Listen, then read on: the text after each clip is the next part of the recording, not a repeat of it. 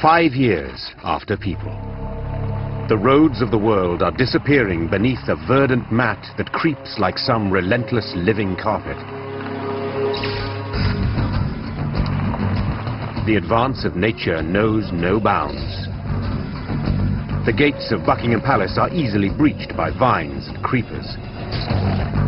In Moscow, Red Square turns green.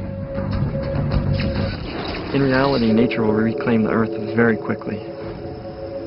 These stairs were cleared 18 months ago. If we came back in another 18 months, we'd have a hard time finding them. If we came back in 5 years, it would be almost impossible to find. Man's mastery over nature has always been an illusion. When the Cambodian city of Angkor Wat and its temple complexes were abandoned in the 15th century, jungle trees spread indiscriminately over the stone monuments, entangling them in their roots.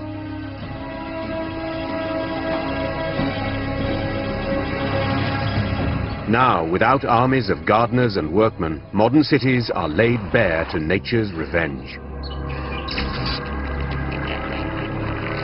In New York's Central Park, the great lawns, now untended, sprout saplings. 5 years without humans leaves the park looking more like a forest.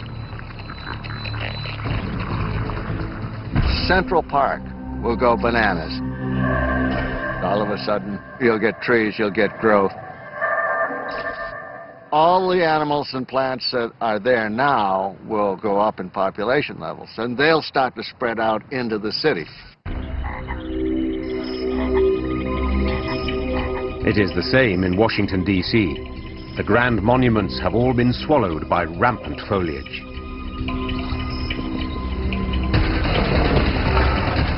And on what used to be the American National Mall, the cries of the jungle are beginning to echo.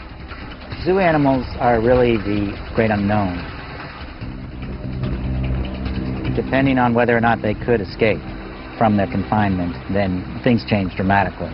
Because you might have lions, you might have tigers, both of which would be perfectly capable of surviving in a post-human period.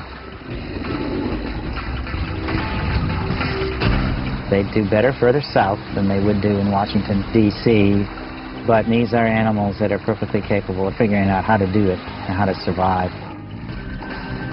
Zoo animals may be the great unknown, but there are things we can be sure of about life 20 years after people have disappeared.